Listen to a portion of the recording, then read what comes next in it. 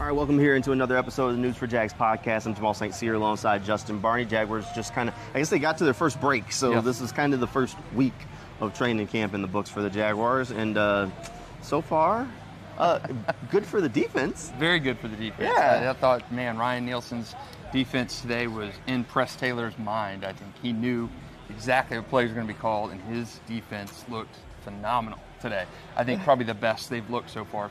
Offense did have some plays, but I think the defense is so far ahead right now. I mean, just a week into the camp, things are still going. Pads haven't gone on yet, but I like what I've seen from Ryan Nielsen's defense. So we were talking at one point, and there were some headlines that have been flying around so far through training camp, and doom and gloom around the Jaguars offense, and one that came out earlier this week talking about Trevor Lawrence. Pretty sure today was his worst day at camp so far. Oh, I don't even think there's a question. Yeah. Trevor. So it just got worse. Bad, and he has not looked good at all throughout camp. But today was on Saturday, his worst day to me by far. He was throwing behind receivers, throwing, passes they weren't even catchable to receivers. I don't know if that says things great about the defense, and that coverage was tight coverage. But Trevor's got to be able to throw those passes, put that ball a little bit better where Christian Kirk can have a chance to make a play. And just the balls Trevor did throw that were caught, receivers went nowhere on it. Andre Cisco had an interception. Trayvon Walker got an interception. That one was tipped. We'll give that little bit there. It was tipped. But there should have been a third interception because Antonio Johnson dropped an easy one. It was in his hands. He just flat out dropped it. It went incomplete, but at the end of the day, it should have been an interception, which would have been 3. Yeah, not a good day. Not a good day for Trevor. At this point, normally during training camp, you're slowing down the hype train. You're like, okay, let's slow down. Like we saw Calvin Ridley, everybody's like, slow down. Right. He does look good, but right now we're trying to slow down the panic train. I talked to Mitch Morris after practice, and he's straight up said, look, this is no time to panic. He said these are learning opportunities.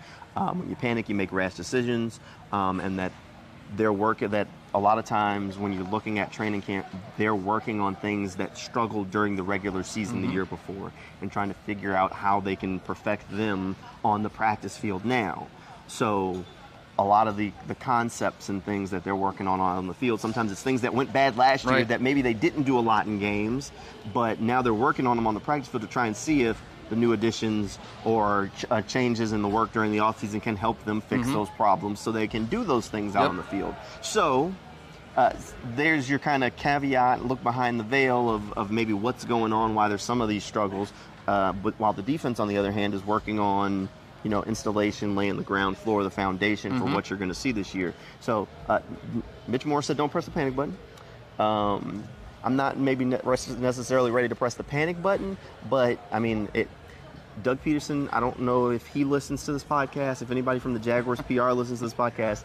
Next week, the first practice that is open to fans, line up Brian Thomas Jr., put the worst corner on the roster on him, and tell the boy run straight and have him catch a touchdown pass in the end zone right in front of the fans. I don't give recommendations on simple things very often, but I'm going to tell you just that small thing. Trevor to Brian Thomas, a touchdown. I don't care who has to get dusted. I don't care what you got to do to manufacture it.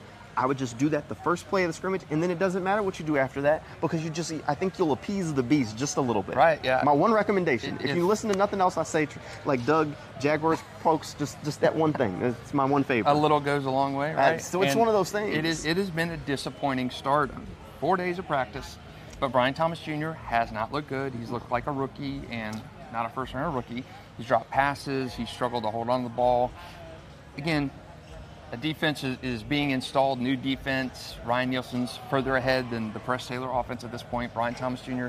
is a rookie, but he has not looked good. I've seen the social media posts and the missing on the milk carton side of the carton with Brian Thomas Jr.'s face on it. It's not wrong.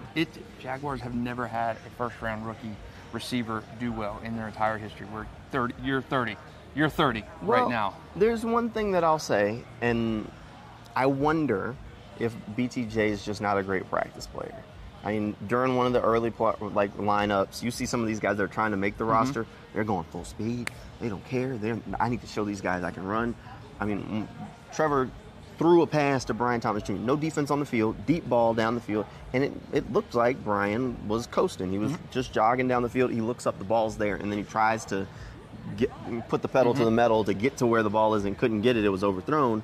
But those sorts of little things where they had a guy like Calvin Ridley last year where they were slow down Calvin, trying to pull the reins to slow him down. It's just different. Calvin practiced 100 miles an hour, gained speed. It's what he did. I don't see that from Brian. I see a guy who's practicing maybe like a rookie who's still swimming, or maybe just like a guy who's kind of coasting and maybe he's a gamer. And we're going to be quoting Allen Iverson a lot. Practice. You're talking about practice? Because maybe he goes into the preseason games and he plays full speed and it's lights out and everybody's like, why were you panicking? I mean, again, we're telling you not to panic, but I think it's one of those things. Like it's very clear. I think we saw him during rookie minicamp, given full speed, given full effort. We saw a little bit of it during the offseason. I think he's gotten to this point, and he's kind of toned it down just a little bit. Yeah, maybe taking the foot off the gas. I don't know why you would do that, but he has not looked the sharpest this week. Sure. 4 days into his first training camp, give him a pass. But the offense has not. I mean, Trevor's not looked sharp. To me, some of the best receivers have been Joshua Cephas. Has looked good. He had a great catch today. Cephas looked good. Elijah Cooks had a good catch today in the 2-minute drill. That was off a tip pass. He also dropped one today. So there's been a lot of moving parts, and Brian Thomas Jr. has not. And I get the fans' apprehension and being a little bit angst about it. But it's four days into camp. If we see this first, second, third preseason game and we're still talking about this, where's that fire? Where's that juice? Where's that energy for BTJ? Then I think there's a little bit more cause for concern. But rookie receivers, first-round receivers never do well in Jacksonville. And I just like to see a little bit more fire out of Brian Thomas Jr. I would be more concerned about Brian if Trevor was out there dropping dimes to everybody else. If Trevor was out there dropping dimes to Evan and Christian and every other receiver that's fighting for a spot besides him, then I would be more concerned. Trevor's looked off. He's off to everybody, even Christian Kirk, who's been the security blanket. The passes have been high, passes have been low, passes have been to the left, passes have been to the right, everywhere but on the target. Yep. So we'll see if he can kind of shake and snap out of it. But that's my biggest observation from the first week is that there's something left to be desired here, and a lot of work that needs to be done. Again, not saying panic, still early, but it hasn't been clean. It's not. They'll be sipping Mai Tais and drinking whiskey in the defensive meeting room tonight, while the offensive meeting room that's doom, gloom, and somebody's getting a nice kick in the rear to try and get things in gear. Yeah, it's just polar opposites right now. To me, the story of the first week of camp, it's only been 4 days, but we're calling it the first week. They got a break on Sunday. But it's been the struggles of the offense. And you got to preface that by saying the defense has really looked sharp. Trayvon Walker, defensive lineman, pick six, or would have been a pick six today. Andre Sisco, the pick. Again, Caleb Ronald Johnson. Darby's been fantastic. Ronald Darby has been fantastic. Yeah. Caleb Johnson, linebacker's been good.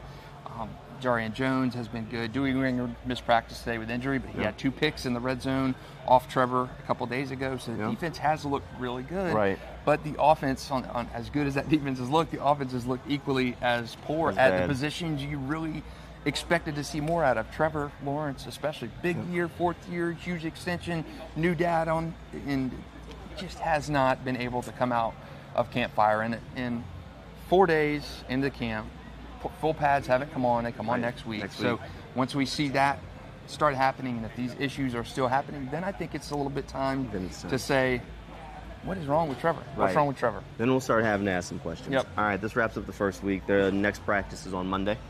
We'll have plenty of more coverage coming your way over on News4JAGs.com. Click on that sports page. You'll be able to check down everything from the first week and coverage throughout the rest of the way. One thing I want to add. Yep. We talked to Mitch Morse today, and you mentioned that. Go to News4JAGs.com, YouTube, find that interview, because Mitch was about as enlightening and insightful as I've heard an interview go. I thought he was fantastic. The depths and to kind of alleviate fans' concerns about the offense and what this training camp is. I'm sure players see those remarks on social media and the headlines. Don't panic. Don't panic. That's coming from a veteran offensive lineman who played with Josh Allen up in Buffalo and has been a huge asset coming over. So I recommend fans to watch Jamal's interview with Mitch, because it was very insightful. Hearing Mitch and listening to that interview was very, very insightful. I think fans can get a little bit out of it too. Definitely be worth a listen. It'll be over on the News4JAGs YouTube and on News4JAGs.com on that sports page, where the rest of our content's at. You can also check out Teal the Show that came out on Friday night, the first one since training camps opened, and we'll have another one coming your way on Monday night at 11:20 over on Channel 4. That'll do it for this podcast, and we'll see you next time.